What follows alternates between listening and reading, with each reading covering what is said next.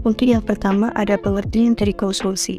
Konsumsi sendiri merupakan suatu kegiatan yang dilakukan manusia untuk menggunakan barang atau jasa secara berkala atau sekali pakai untuk memenuhi kebutuhan. Nah, orang yang melakukan kegiatan konsumsi itu disebut sebagai konsumen. Salah satu tujuan dari konsumsi yaitu agar dapat memuaskan kebutuhan secara fisik maupun rohani dan mengurangi nilai guna barang atau jasa secara berkala. Selanjutnya, ada 7 faktor yang mempengaruhi konsumsi. Yang pertama ada penghasilan atau pendapatan, yang kedua ada tingkat pendidikan, yang ketiga ada selera, yang keempat ada harga barang dan jasa, yang kelima ada jumlah keluarga, yang keenam ada jenis kelamin, dan yang terakhir ada adat istiadat. Dari ketujuh faktor tersebut, pendapatan adalah hal yang paling mempengaruhi, karena semakin besar pendapatan yang diterima seseorang, maka akan semakin besar pula daya belinya. Namun sebaliknya, jika pendapatan seseorang semakin kecil, maka akan semakin kecil juga daya belinya. Oke, di sini saya akan menjelaskan mengenai peran UMKM bagi pertumbuhan ekonomi Indonesia.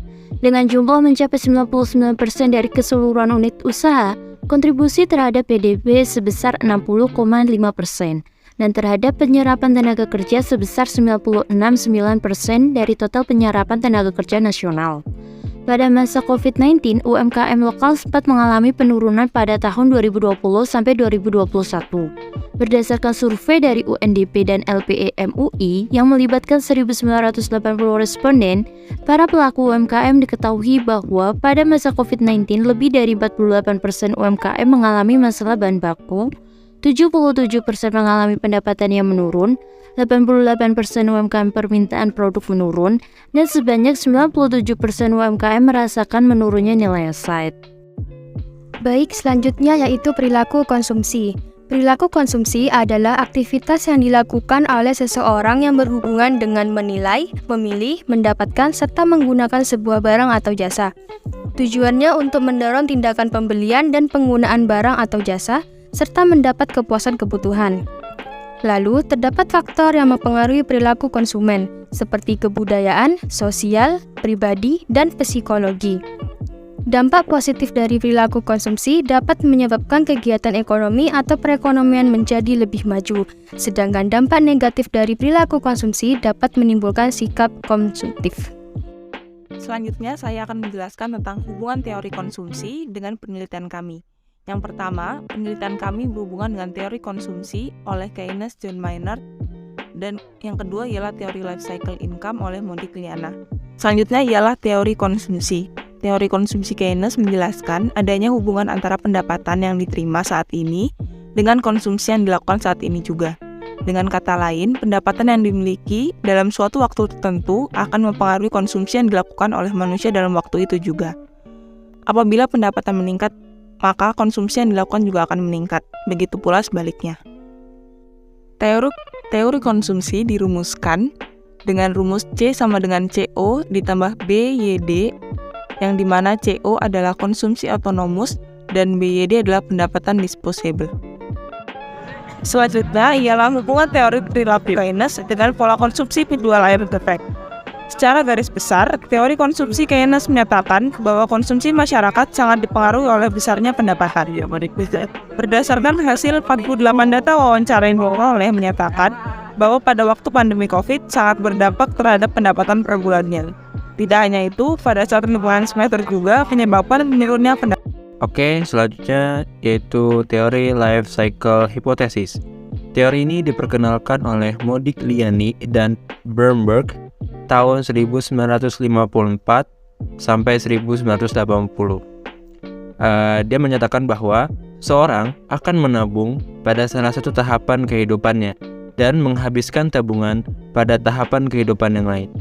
rasio tabungan, seseorang mengalami fluktuasi sepanjang siklus hidupnya. Seseorang akan cenderung memperoleh penghasilan rendah pada usia muda, tinggi pada usia menengah, dan kembali menerima pendapatan rendah pada usia tua. Kecenderungan menabung pada usia muda berada pada titik negatif atau disebut dengan de-saving. Usia menengah, pendapatan digunakan untuk membayar pinjaman dan memulai tabungan. Jadi di usia menengah ini pendapatannya itu digunakan untuk membayar pinjaman dan memulai tabungan. Lalu berikutnya ada hubungan siklus hidup dengan pola konsumsi ayam geprek. Nah, sebagian besar penjual tetap menyisihkan beberapa penghasilannya untuk ditabung dan mempersiapkannya untuk biaya pada masa tua. Biasanya penjual menabung di bank ataupun di koperasi dalam jangka yang panjang. Dari hasil wawancara dan pengisian kuesioner yang dilakukan kepada para pedagang, diperoleh sebanyak 48 data terdiri dari 24 pedagang gerobak dan 24 pedagang kios dari berbagai lokasi. Berikut adalah pemaparan dalam bentuk diagram. Seperti yang telah kita ketahui, bahwa penentuan suatu lokasi sangat penting dalam strategi pemasaran. Maka dari itu, kita harus memilih suatu lokasi yang mudah dijangkau, serta memilih lokasi yang strategis untuk konsumen. Salah satu pemilihan lokasi yang cocok untuk ayam geprek ialah lokasi yang dekat dengan sekolah, universitas, maupun perkantoran. Untuk selanjutnya, di sini saya akan menjelaskan usia responden dan jumlah tingkat konsumsi dari 48 data yang sudah kami peroleh dari pedagang ayam geprek. Yang pertama adalah usia responden. Nah, usia responden itu berkisaran 15-19 tahun itu sebanyak 2 data.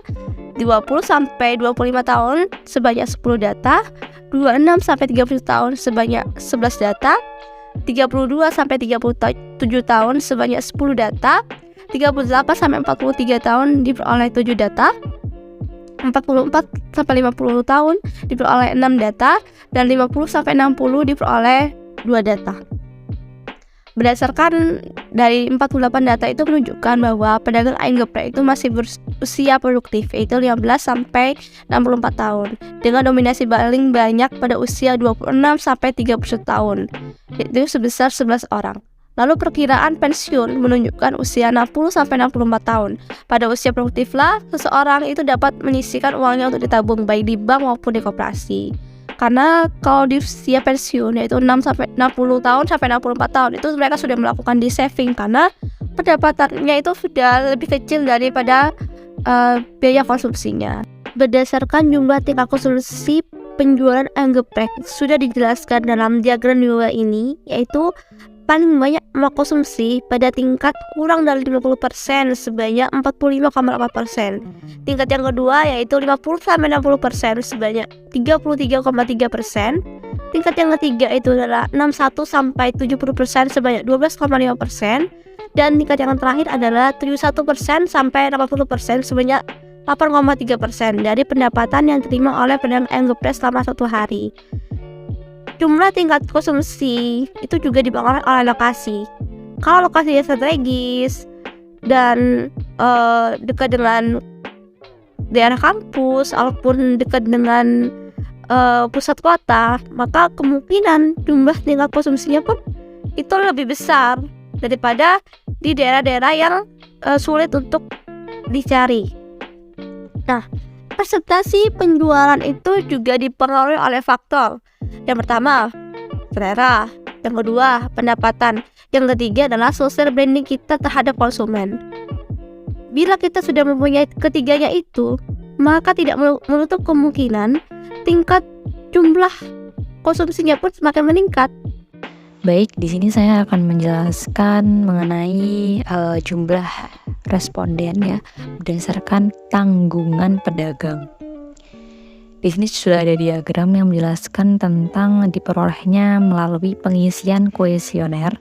Terlihat bahwa tanggungan yang ditanggung oleh pedagang paling banyak sebanyak 2 sebesar 34,7% dan 3 tanggungan sebesar 26,5%, kemudian sebanyak 1 dan lebih dari 4 sebanyak 18,4%.